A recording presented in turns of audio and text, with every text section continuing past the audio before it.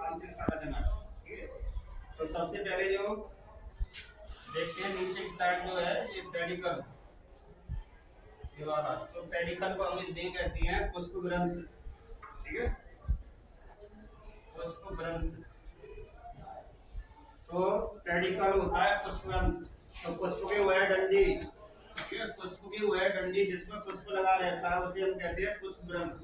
तो ये डंडी है ये वाली, इसे हम क्या कहते हैं पुष्प ग्रंथ।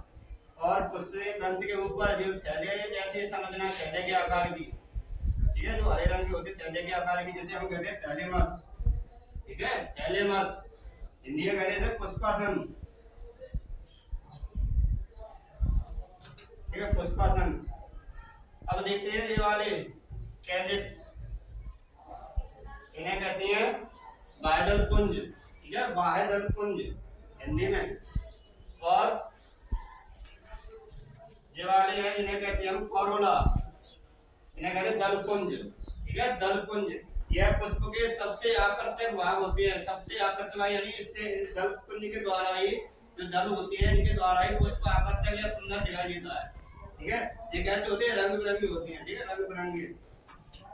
और इसके बाद ये वाला भाग है, इसे कहते हैं हम स्टिग्मा। स्टिग्मा को हिंदी में कहते हैं वर्तिकाग्र। ठीक है, वर्तिकाग्र। और यहाँ से ये वाली है, ये इसे कहते हैं स्टाइल, वर्तिका। ठीक है, वर्तिका। और इसके नीचे का भाग है ये, इसे कहते हैं ओवरी। ओवरी कहते हैं अंडाशय। ठीक है, तो इन तीनों को मिलाकर कहते हैं, क्या कहते हैं, गाइनोसियम। गाइनोसियम होता है जायांग। ठीक है, जायांग। ठीक है, जायांग मादा जन्नांग। पुष्प का मादा जन्नांग क्या कहलाता है, जायांग कहलाता है। ठीक है, पुष्प का मादा जन्नांग क्या कहलाता है, जायांग। जायांग में क्या कहलाता है, स्टिग्मा, स्टाइल, ओवरी। ठीक है, और इसके बाद है ये देखो, ये पोलन सेक्स, या इन्हें एंकर सेक्स कह दो या पोलन सेक्स कह दो। ठीक है, इन्हें हिंदी में कहते हैं परागकोश। ठीक है, परागकोश। और इसे कहते हैं फिलामेंट। तो ये है फिलामेंट, इसे कहते हैं तंतु या तंतु कह लो या तंतु कह लो। तो यह इसे, और इसका दूसरा नाम है एंड्रोसियम। ठीक है, उमंग।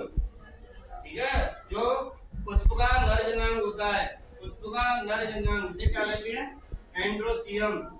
ठीक है, तो इस प्रकार पुष्प के यहाँ से संरचना के जो भाग है, तो सबसे पहले ये पुष्पासन है। पुष्पासन से क्या होता है,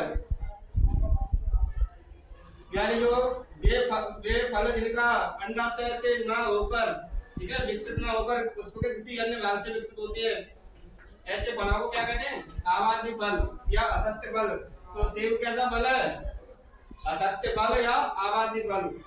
ठीक है, जो कहां से विकसित होता है,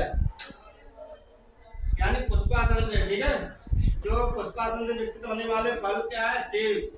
तो ये अंडाशय से जो फल विकसित होते हैं वे सत्य फल होते हैं या वास्तविक फल होते हैं, जबकि अंडाशय के अतिरिक्त किसी अन्य भाग से विकसित होती है उन्हें असत्य फल कहते हैं। ठीक है, स्ट्रॉबेरी है, ठीक है, और सेब है। ठीक है, ये ऑप्शन में इस साल भी आया था ये।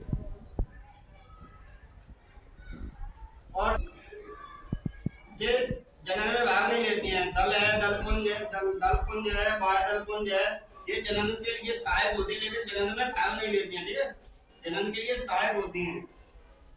और यहाँ से ये परागकोश है, परागकोश में क्या भाई रहते हैं, परागकण। ठीक है,